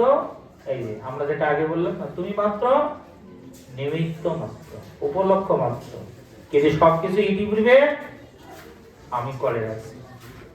দ্রোণ, ভীষ্ম, কর্ণ, জয়দ্রথ, অন্যান্য যোদ্ধা বীরগণ ইতিপূর্বেই আমার দ্বারা নিহত। এখনো কিন্তু যুদ্ধ হয় নাই। যুদ্ধ হয়েছে? অর্জুনকে ভগবান দেখাচ্ছেন, তুমি চিন্তা করো না, ইতিপূর্বে আমি এদেরকে বিনাশ করি। সুতরাং তুমি বিবেচনা না করে, বিচলিত না হয়ে তাদের বধ করো। তুমি যুদ্ধে শত্রুদের নিশ্চয়ই জয় করবে। অতএব যুদ্ধ করো। এখন ভগবান তাকে যুদ্ধ করতে বলেন। সঞ্জয় বলছেন, সঞ্জয় ধৃতরাষ্ট্রের বলেন, হে রাজন, ভগবান কৃষ্ণের এই বাণী শ্রবণ করে অর্জুন ভীত চিত্তে কম্পিত কলেবরে গীতাঞ্জলি পুটে প্রণাম করে গদগদ ভাবে কৃষ্ণকে বললেন। মানে সঞ্জয় তখন ধৃতরাষ্ট্রকে বলছেন, এবার অর্জুন কি বলছেন, গদগদ ভাবে কি বলছেন। আসলে কিভাবে আমাদের বৈষ্ণবদের ভগবানের কাছে প্রার্থনা করা উচিত? কীতাঞ্জলি গলবস্ত্র কীতাঞ্জলি বৈষ্ণব নিকটে। মানে আমাদের কি রকম থাকবে? গলবস্ত্রটা কি রকম থাকে? আগের কিন্তু গ্রামে এরকম প্রচলন, এই যে এরকম গলবস্ত্র কীতাঞ্জলি, এটা হচ্ছে বৈষ্ণবের এই আত্মসমর্পণ। গলবস্ত্র কীতাঞ্জলি বৈষ্ণব নিকটে। হে প্রভু, আপনি কৃপা করে এই অধমী গৃহে এসেছেন, আমি ধন্যাতি ধন্য। এরকম করে প্রার্থনা করতে। তো অর্জুন গলবস্ত্র কীতাঞ্জলি পুটে ভগবানকে প্রার্থনা করছেন। কি প্রার্থনা করছেন এখন শুনি গদগদ ভাবে। অর্জুন বলছেন, হে ঋষিকেশ, তোমার মহিমা কীর্তনে সমস্ত জগৎ হৃষ্ট হয়ে তোমার প্রতি অনুরক্ত হচ্ছে। রাক্ষসেরা ভীত হয়ে নানা দিকে পালন করছে, মানে ভগবানের এই রূপ দেখে। এবং সিদ্ধরা তোমাকে নমস্কার করছে। এই সমস্ত যুক্তিযুক্ত সিদ্ধরা তোমাকে নমস্কার করছে। হে মহাত্মন, তুমি এমনকি ব্রহ্মার থেকেও শ্রেষ্ঠ এবং আদি সৃষ্টিকর্তা, কেন সকলে তোমাকে নমস্কার করবে না? হে অনন্ত, হে দেবেশ, এই জগৎ নিবাস, হে জগৎ নিবাস, তুমি সৎ এবং অসৎ উভয়ের অতীত অক্ষর তত্ত্ব বা অবিনেশ্বর ব্রহ্ম। তুমি আদিদেব, পুরাণ পুরুষ এবং এই বিশ্বেশ্বর পরম আশ্রয়। তুমি সব কিছুই জ্ঞাতা, তুমি জ্ঞেয় এবং তুমি গুণাতীত পরম ধাম স্বরূপ। হে অনন্ত রূপ, সমগ্র জগৎ তোমার দ্বারা পরিব্যাপ্ত হয়ে আছে। তার মানে সর্বত্রই কে আছে? ভগবান। সর্বত্রই ভগবান পরিব্যাপ্ত হয়ে তিনি অবস্থান করছেন। তুমি বায়ু, এখানে দেখেন বায়ুটাকে ভগবান, ভগবানের একটা শক্তি। তুমি বায়ু, যমরাজকে, ওরা ভগবানের একটা প্রতিনিধি, ভগবানের একটা স্বরূপ। তুমি যমরাজ, অগ্নি, বরুণ, চন্দ্র, প্রজাপতি, ব্রহ্মা, প্রপিতামহ, অতএব তোমাকে আমি সহস্রবার প্রণাম করি। মানে যেহেতু বিশ্বরূপের মধ্যে সবকিছু দেখতে পেলেন, এই জন্য অর্জুন বুঝতে পারেন তিনিই সবকিছু। পুনরায় নমস্কার করি এবং বারবার নমস্কার। হে সর্বাত্মা, তোমাকে সম্মুখে পশ্চাতে সমস্ত দিক থেকে নমস্কার করছি। হে অনন্ত বীর্য, তুমি অসীম বিক্রমশালী, তুমি সমগ্র জগতে ব্যপ্ত, অতএব তুমি সর্বেশ্বর। হে কৃষ্ণ, তোমার মহিমা না জেনে সতা মনে করে তোমাকে আমি প্রবল ভাবে হে কৃষ্ণ, হে যাদব, হে সতা বলে সম্বোধন করেছে। অর্জুন এখন বুঝতে পারছে যে তুমি যে এত বড় মহান ব্যক্তি, আমি তো এটা আগে বুঝতে পারিনি। যে এখন আমি বুঝতে পারছি, তা আমি তোমাকে আগে কত ভাবে সম্বোধন করেছি, কত ভাবে আমি তোমাকে কত কিছু বলেছি। তা বলছে প্রমাদ বশত। প্রমাদ মানে কি? প্রমাদ মানে কি?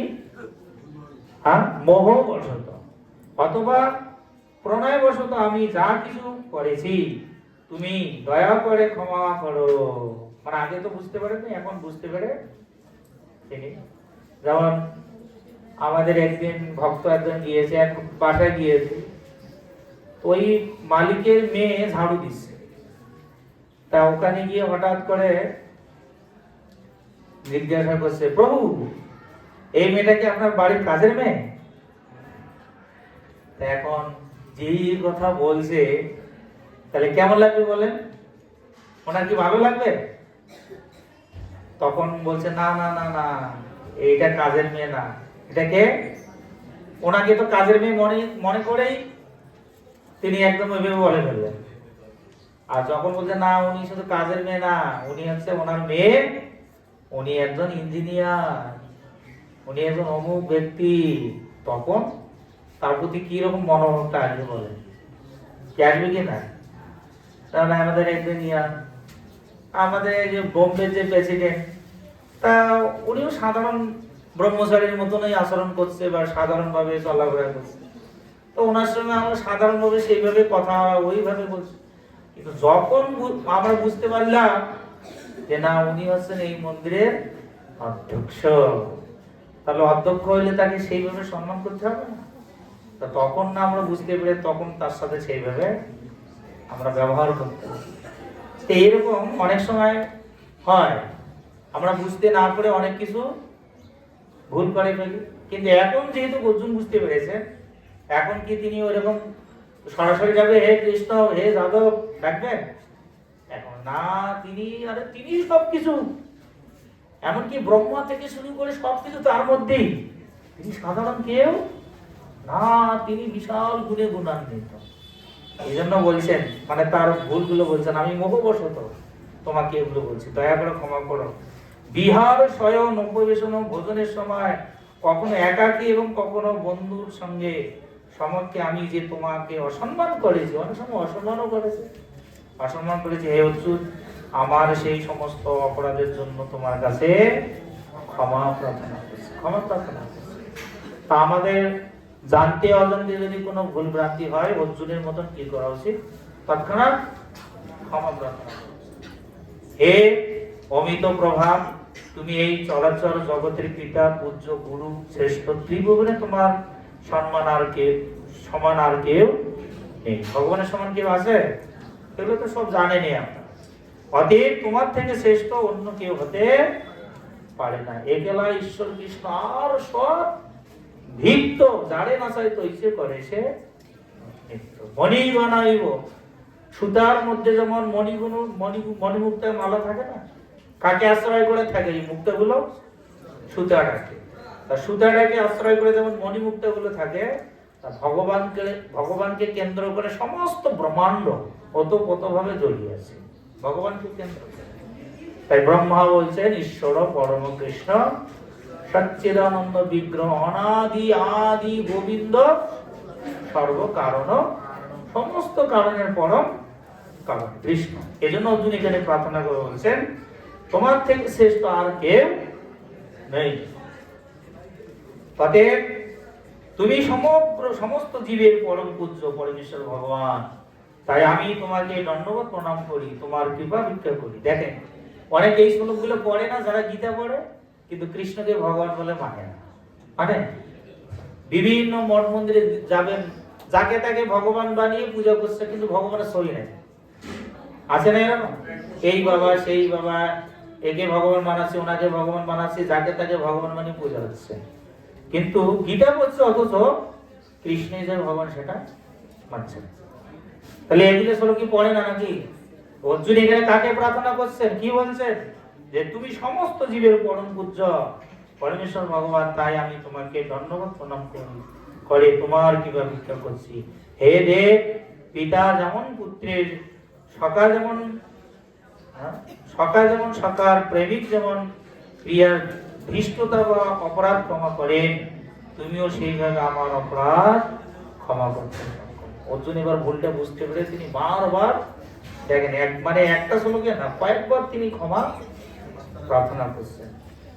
এই ক্ষমা চাওয়াটাই কিন্তু দুরূহ ব্যাপার। আমরা ভক্তি জগতে এসেছি, কিন্তু ক্ষমা চাইতে চাই না, কেউ ক্ষমা চাই না। অপরাধ করলো এটা আমার অপরাধ না, তোমার অপরাধ হয়েছে, কি এরকম মনে করি না? এটা আমি ভুল করি নাই তো। আরেকজন যদি থামাইতে যায়, আরে না বাবু আমি কি ভুল করছি নাকি, সে ভুল করলো অথচ আমার কাছে ক্ষমা আছে, আরো উল্টা কথা, কি এরকম বলে না? দেখেন, আর অর্জুনের মনোভাবটা কি, যে তিনি বুঝতে পেরেছেন যে আমার অপরাধটা হয়েছে, এজন্য বারবার তিনি ক্ষমা চাচ্ছেন। ক্ষমা চাওয়া খুবই জরুরি ভক্তদের জন্য। আর একজন ভক্তের কর্তব্য আছে, যে ব্যক্তি ক্ষমা চাবে সঙ্গে সঙ্গে ক্ষমা করে দেওয়া, নাকি? ক্ষমা গুণ একটা বৈষ্ণবের লক্ষণ। কিন্তু এরকম না আপনি বারে বারে অপরাধ করবেন আর ক্ষমা চাবেন, তা তো আবার হয় না। ঠিক আছে, ক্ষমারও একটা সীমা আছে।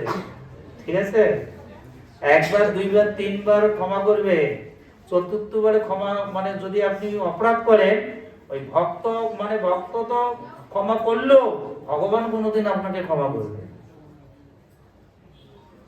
আপনি তৃতীয়বারের পরে যদি আপনি ভুল করেন, স্বয়ং ভগবান আপনাকে এই অপরাধের জন্য দণ্ড দিবে। বুঝতে পেরেছেন? এই জন্য বৈষ্ণব ক্ষমা করলেও কে ক্ষমা করবে না? বৈষ্ণবের চরণ ধুলি আপনাকে ক্ষমা করবে না, ভগবান ক্ষমা করবে না। অতএব আমরা যেন বারবার এই ভুল না করি। পরের শ্লোক দেখেন, হে বিশ্বমূর্তি, হে সহস্র বাহু, আমি তোমাকে পূর্ববৎ সেই কিরীট গদা এবং চক্রধারী রূপে দেখতে ইচ্ছা করি। এখন তুমি কৃপাপূর্বক তোমার সেই চতুর্ভুজ রূপ ধারণ। তো অর্জুনের একটি ইচ্ছা হয়েছিল ভগবানের চতুর্ভুজটা দর্শন। এটা কিন্তু দেখেন না, তুমি যে এত বড় রূপ ধারণ করলে, এখন আর এই রূপটা তোমার এটা সংবরণ করে, এটা আমি আর দেখতে। দেখেন, ভক্তের কাছে ভগবানের এই রূপ ভালো লাগছে না। এজন্য মহাপ্রভু আমাদের কার আরাধনার কথা বলছেন? কার আরাধনার কথা? আরাধ্য ভগবান ব্রজেশ্বর কৃষ্ণ আমাদের আরাধ্য। আর মহাপ্রভু এসে বলছেন বল কৃষ্ণ, ভজ কৃষ্ণ, কর কৃষ্ণ। অন্য কোন আরাধ্য, যেমন আমরা দেখতে পারি বিভিন্ন জনের বিভিন্ন আরাধ্য ভগবান আছে, কারো জগন্নাথ, কারো গৌরনিতাই, কারো মদন মোহন, কারো শ্যাম সুন্দর, কারো গোবিন্দ, কারো গোপীনাথ, নাকি বিভিন্ন আরাধ্য থাকতে পারে। কিন্তু মহাপ্রভু শিক্ষা অনুসারে আমাদের আরাধ্য কে? ভগবান কৃষ্ণ। ভগবান কৃষ্ণই আমাদের আরাধ্য। তো অর্জুনের আরাধ্য কে? কৃষ্ণ। তাই এখন ভগবানের এই চতুর্ভুজ রূপ তিনি দর্শন করতে ইচ্ছা করেছেন। ভগবান তখন বললেন, হে অর্জুন, আমি প্রসন্ন হয়ে তোমাকে আমার অন্তরঙ্গ শক্তির দ্বারা জড় জগতের অন্তর্গত এই পরম রূপ দেখালাম। যেটা আমি দেখালাম, তোমাকে দিব্য চক্ষু দান করলাম, একমাত্র তোমাকেই দেখালাম, তুমি সারা পূর্বে আর কেউ এই অনন্ত আদি ও তেজময় রূপ দেখে। অর্জুন ছাড়া কেউ। পেছনে কথা বলছে, হরি বল। মাতাজি কি পরে বলা যায়, ওখানে কি প্রয়োজন আছে পাঠের সময়? এটা এগুলো কিন্তু অপরাধ, ঠিক আছে? এরকম করে যেন অপরাধ না করে পাঠের সময় চুপ করে বসে শুনবে, যখন কোনো ইয়ে থাকবে না তখন ওখানে যে কথা বলবে। এই জন্য বলছে তুমি ছাড়া এই রূপ আর কেউ দেখে। কে দেখলো এই বিশ্বরূপ? অর্জুনে দেখেছে। তাহলে আপনারা দেখলেন না কি কি কি কি ধারণ করেছিল? দেখেন এই চোখ বন্ধ করে, কি দেখেন নাই? আপনারা তো দেখলেন, এতক্ষণ ধরে পড়লেন মানে কি? পড়লেন মানে তো চোখ বন্ধ করলে ভগবান এইরকম এরকম রূপ ধারণ করছে, চতুর্ভুজ, ব্রহ্মা আদি সবাই, দ্রোণাচার্য থেকে শুরু করে সবাই কৃষ্ণের মুক্তি বের হচ্ছে, দাঁত দিয়ে দংশন করছে, কি দেখলেন না? তাহলে আর কি? এবার কি, হে শ্রেষ্ঠ, এইটি পূর্বেই তুমি ছাড়া আমার এই বিশ্বরূপ অন্য কেউ কখনো দর্শন করতে পারিনি, কেননা বেদ অধ্যয়ন, যোগ্য দান, পুণ্যকর্ম ও কঠোর তপস্যার দ্বারা এই জড় জগতের কেউ এই রূপ দর্শন করতে সমর্থ নয়। দেখেন, এই যার যোগ্য ধ্যান তপস্যা করে এই রূপ দর্শন করা যাবে না। আমার এই প্রকার ভয়ঙ্কর বিশ্বরূপ দেখে তুমি ব্যতীত বিভ্রান্ত হয়েছ, কৃষ্ণ বুঝতে পেরেছে।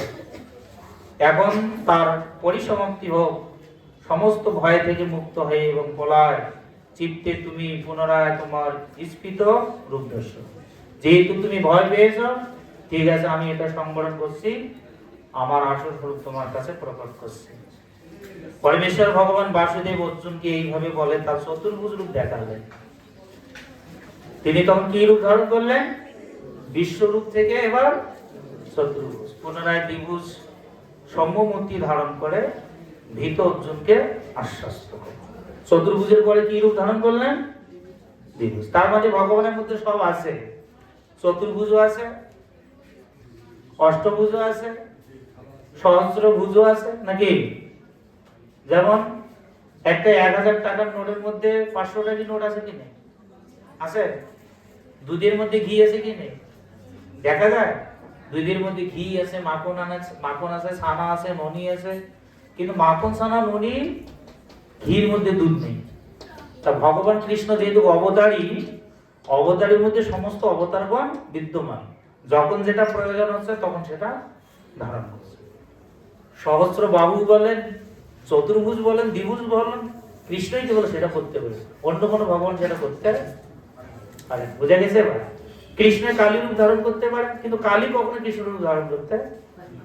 বুঝা গেছে? এবার তাহলে কৃষ্ণ যেহেতু অবতারী, তিনি সবকিছু করতে পারেন, তার মধ্যে সমস্ত অবতারগণ বিদ্যমান। অর্জুন বললেন, হে জনার্দন, আমার এই সৌম্য মনুষ্য মূর্তি দর্শন করে এখন আমার চিত্ত স্থির হলো এবং আমি প্রকৃতিস্থ হলাম। মানে দ্বিভুজ আবার কৃষ্ণ যে মানুষের মতন রূপ ধারণ করেছিলেন, তিনি আবার সেটা ধারণ করলেন। ভগবান বললেন, তুমি আমার যেই রূপ এখন দেখছো তা অত্যন্ত দুর্লভ দর্শন, দেবতারাও সর্বদা এই রূপের দর্শন আকাঙ্ক্ষী। তুমি তোমার দিব্য চক্ষুর দ্বারা আমার যে রূপ দর্শন করেছো, কেউ বেদ অধ্যয়ন, তপস্যা, দান ও পূজার দ্বারা আমাকে এইভাবে দর্শন করতে সমর্থ হয় না। এটা আগেও বলা হয়েছে এই শ্লোক। হে অর্জুন, হে পরন্তপ, অনন্য ভক্তির দ্বারাই কেবল আমাকে এভাবে আমাকে তত্ত্বত জানা যায়, দর্শন করা যায় এবং আমার সেই চিন্ময় ধামে প্রবেশ করার জন্য সমর্থ হয়। এটা কি সবাই বুঝতে পারে? ভগবানের এই রূপ দর্শন করতে পারে? ভগবান বলছেন না, অবজানন্তি মাম মুরা মানুষের তনুমাশ্রিতম পরম ভাব অজনন্ত মমভূত মহেশ্বর। আমি যখন মনুষ্যরূপে অবতীর্ণ হই তখন সাধারণ মানুষেরা আমাকে অবজ্ঞা করে। এটা গীতা, সাক্ষাৎ ভগবানের মুখ নিঃসৃত বাণী। মানে আপনি অমনোযোগী হলেই অপরাধ হয়ে যাবে, অশ্রদ্ধা করলেই ভগবানের চরণে অপরাধ হয়ে যাবে। কি হবে কি না বলেন? এটা কি আমার কথা, আমার বাণী, না কার বাণী? ভগবানের বাণী চলছে। শ্রদ্ধার সহিত না শুনলে কোনোদিন ভক্তি উদয় হবে না, বরং আরো ভক্তি। তা আমার কথাকে তুমি উপেক্ষা করছো, এখানে বসে থেকেও আবার ঢং দেখাচ্ছ নাকি? আমি সবকিছু দেখছি কে কি করছে।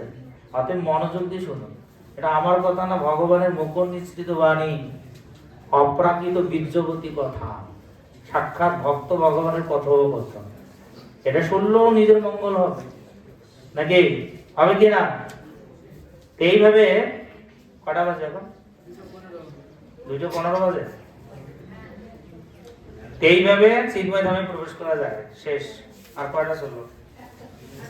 হে পাণ্ডব, যিনি ভক্তিযুক্ত হয়ে আমার সেবা করেন, আমার প্রতি নিষ্ঠা করেন, আমার ভক্ত জড় বিষয়ে আসক্তি রহিত এবং সমস্ত প্রাণীর প্রতি শত্রু ভাব রহিত, তিনি অবশ্যই আমাকে লাভ করেন। তাহলে এইভাবে আমরা দেখতে পারি কারা ভগবানকে লাভ করতে পারে?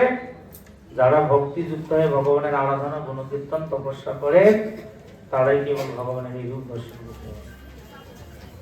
এটা কয়টা শ্লোক আছে?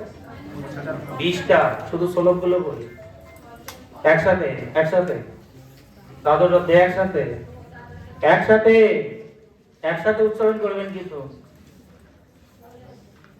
एवं सत जुक्ता में जे भक्तास्तां पज्जुपासते जे सत्पक्षरं अव्यक्तं तेषां के योगवित्तमा। श्री भगवान उवाच मज्जा विश्व मनोजे मां नित्ययुक्ता उपासते श्रद्धाया परया पेत्तस्ते मे युक्ततममतः जे तक्षरमणि दिश्य अव्यक्तं पज्जुपसते सर्वत्र गमचिन्तं च कुतस्ताचलं ध्रुवं संयमेन्द्रियगम्यं सर्वत्र समद्बुद्धया ते प्राप्नुवन्ति माम् एव सर्वभूतहिते रथा। क्लेशोऽधिकतरस्ते अव्यक्तो सप्तचेतसाम् अव्यक्ता हि गतिर्दुःख देहो भवद्विभक्ते। जे तु सर्वाणि कर्माणि मयि समत्परः अनेनो नैव योगेन मां ध्यायन्तु उपासते तेषामहं समुद्धता मृतो संसारो सागरात् भवामि न चिरं पार्थ मज्जवेशी चेतसाम्। मज्जेव मनो अधस्तस्य मयि बुद्धिं निवेशय विश्वास्यसि मद्दिव्यो अत ऊर्ध्वं न संशय अत चित्तं समाधातुं न शक्नोषि मयि स्थिरम् अभ्यासयोगेन ततो ममीशाप्तं धनञ्जय। अभ्यासे अपसमर्थो असीमत्कर्म परम भवो मदत्तापि कर्माणि कुर्वन् सिद्धिं अवाप्स्यसि तथैतत्पश्यम शक्तोषि कर्तुं मद्योगमाश्रितः सर्वकर्मफलं त्यागं ततो कुरु यथात्मवान्। श्रेयो हि ज्ञानाभ्यासो यज्ञानोद्धरणं विश्वसति सस्यते दानं कर्मफलं त्यागात् शान्तिरनन्तरम्। अभ्रष्टा सर्वभूतानां मत्तं करुणो एव च निर्मम निरहङ्कारो समो दुःख सुखभमी सन्तस्त सतत योगी सततात्मा धीर निश्चय मज्जर्पित मनर्बुद्धिय जो मद्भक्त सा मे प्रिय। यस्मान्न धीरते लोको लोकान्न धीरते सदा हर्ष अमर्ष भयोद्वेगै मुक्तैषा जशा च मे प्रिया। अनपेक्षा शुचिरक्षो उदासीन गतो व्यथा सर्वयम्भ परितेगी जो मद्भक्त समे प्रिय जो न इष्यति न दृष्टि न शशितु न कंकते शुभ अशुभ परितेगी भक्ता मानस दशमे प्रिय समशत्रु च मित्रे च तथा मानोपमानया शीत उष्ण सुख दुखेषु समसंग विवर्जिता तुल्य निंदा स्तुति मौनी संतस्त जेन केनचित् अनिकेत स्थिरं भक्ति मन्मे प्रिय नरः जेतु धर्मामितमिदं जत उक्तं पर्युपसते श्रद्धाधानमत्परं भक्तास्ते अदिति त्वमे प्रिया। हरे कृष्णा। এটা 12টা পদ বিশ্বাস হলো। এইভাবে নিরন্তর ভক্তিযুক্ত হয়ে সমস্ত ভক্তরা যথাযথভাবে আমার আরাধনা করেন এবং যারা ইন্দ্রিয়াতীত অব্যক্ত ব্রহ্মের উপাসনা করেন তাদের মধ্যে কারা শ্রেষ্ঠ? অর্জুন প্রশ্ন করছেন নাকি? অর্জুন বলছেন এদের মধ্যে কারা শ্রেষ্ঠ? ভগবান বললেন যারা তাদের মনকে আমার সবিশেষ রূপে নিবিষ্ট করে অপ্রাকৃত শ্রদ্ধা সহকারে নিরন্তর আমার উপাসনা করে আমার মতে তারাই শ্রেষ্ঠ যোগী। হিমালয়ে যেতে হবে না। কারা শ্রেষ্ঠ যোগী? যারা বাড়িতে থেকেও মনটা দিয়ে 24 ঘন্টা কৃষ্ণকে স্মরণ করেন তারাই সর্বশ্রেষ্ঠ যোগী। যারা সমস্ত ইন্দ্রিয় সংযম করেন সকলের প্রতি সমভাবাপন্ন, এই গুণটা মনে হয় আছে সবার মধ্যে নাকি? সকলের প্রতি ভাবাপন্ন এবং সর্বভূতের কল্যাণরত হয়ে আমার অক্ষর অনির্বচনীয় অব্যক্ত সর্বব্যাপী অচিন্ত অপরিবর্তনীয় অচল ধ্রুব নির্বিশেষ স্বরূপকে উপাসনা করে তারা অবশেষে আমাকে প্রাপ্ত হয়। যাদের মন ভগবানের অব্যক্ত নির্বিশেষ রূপের প্রতি আসক্ত তাদের ক্লেশ অধিকতর হয়। অব্যক্তের উপাসনার ফলে দেহধারী জীবদের কেবল দুঃখই লাভ হয়। যারা সমস্ত কর্ম আমাতে অর্পণ করেন মত পরায়ণ হয়ে অনন্য ভক্তির যোগের দ্বারা আমার ধ্যান পূর্বক উপাসনা করেন, হে পার্থ আমাতে আবিষ্ট চিত্ত সেই সমস্ত ভক্তদের আমি মৃত্যুময় সংসার সাগর থেকে অচিরেই উদ্ধার করি। কৃষ্ণের চরণে আত্মসমর্পণ করলে কৃষ্ণই আমাদের উদ্ধার করিবেন, কোনো চিন্তা নেই। অতএব আমাতেই তুমি তোমার মন সমাহিত করো এবং আমাতেই সমস্ত বুদ্ধি অর্পণ করো, তার ফলে তুমি সর্বদাই আমার নিকটে বাস করবে। সেই সম্বন্ধে কোনো সন্দেহ নেই। ভগবানের নিকটে যেতে হলে ভগবানের চরণে আত্মসমর্পণ করতে হবে। হে ধনঞ্জয়, যদি তুমি স্থিরভাবে আমাকে চিত্ত সমাহিত করতে সক্ষম না হও তাহলে ভক্তিযোগের অভ্যাসের দ্বারা আমাকে প্রাপ্ত হতে ইচ্ছা করো। অভ্যাস করো।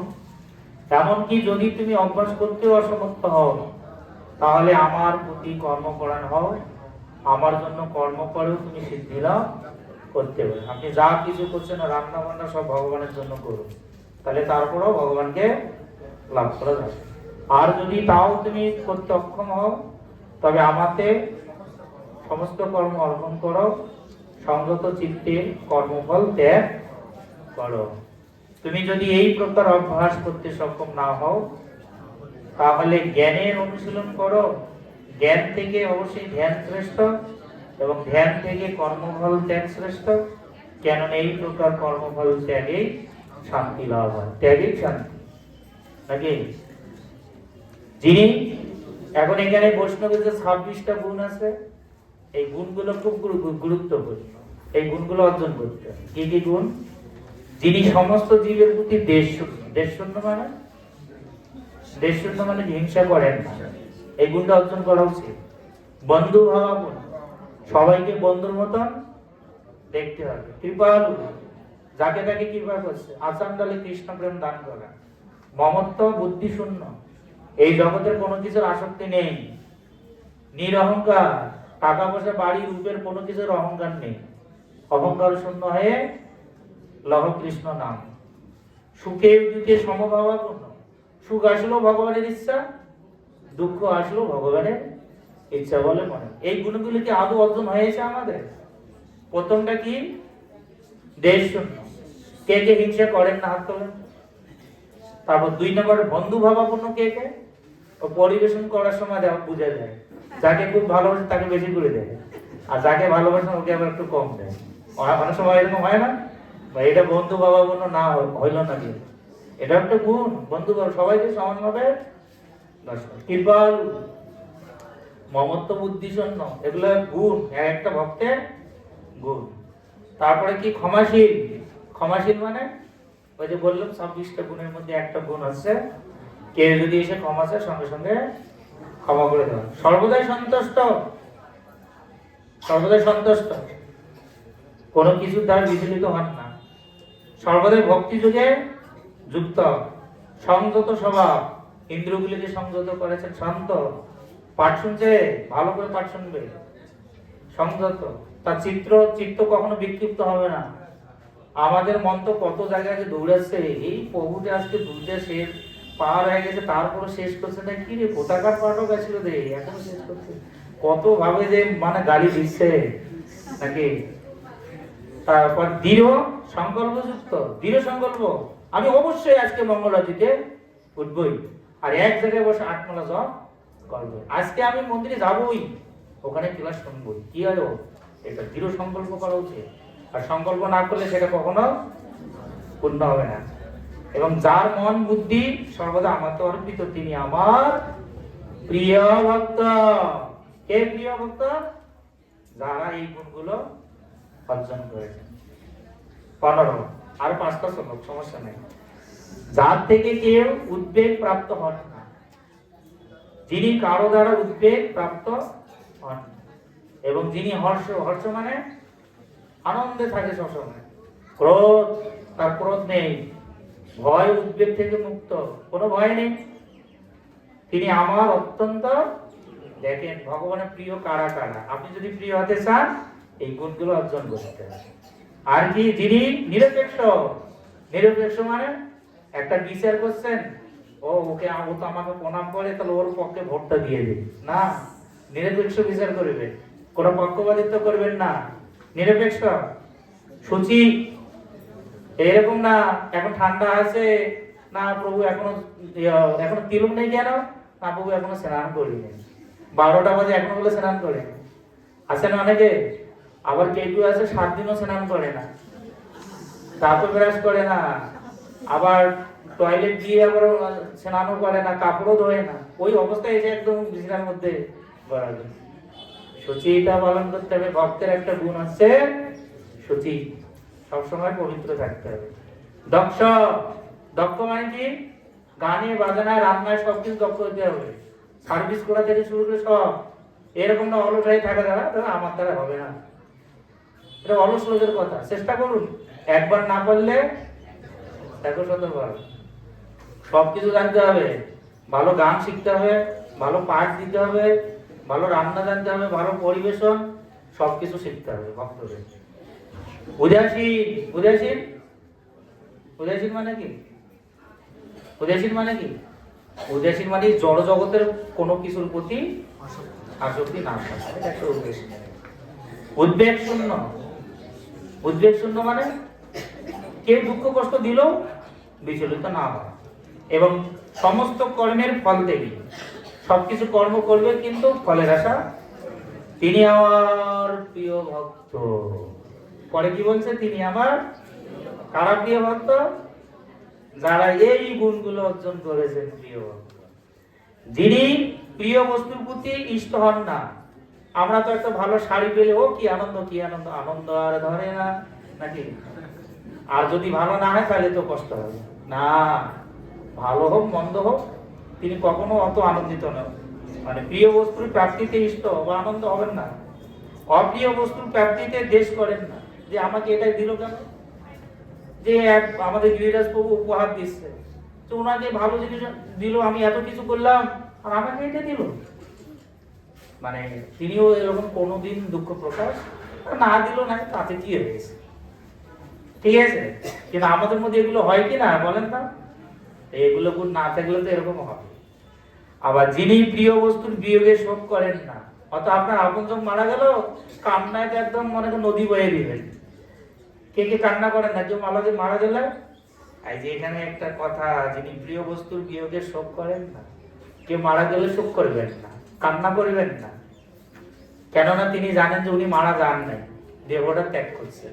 আত্মা মরে? আত্মা মরে? মরে না।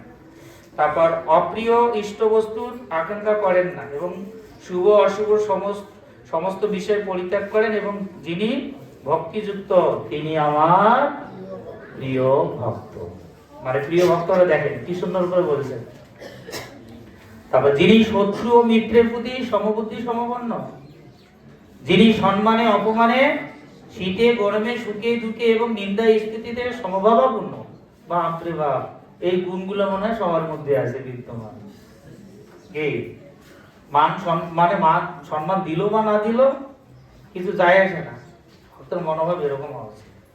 তারপর যিনি কুসঙ্গ বর্জিত, সত্যবাদ, সংযতবাদ, যৎকিঞ্চিৎ লাভে সন্তুষ্ট, গৃহে আসক্তি শূন্য, এবং যিনি স্থির বুদ্ধি ও আমার প্রিয় প্রেমময়ী সেবায় যুক্ত, সেই রকম ব্যক্তি আমার অত্যন্ত প্রিয়। যদি প্রিয় হতে চান, বিশেষ করে এই ভক্তি যোগের এই কয়েকটা গুণ অবশ্যই আসলে এটা খুব গুরুত্বপূর্ণ একটা সাবজেক্ট।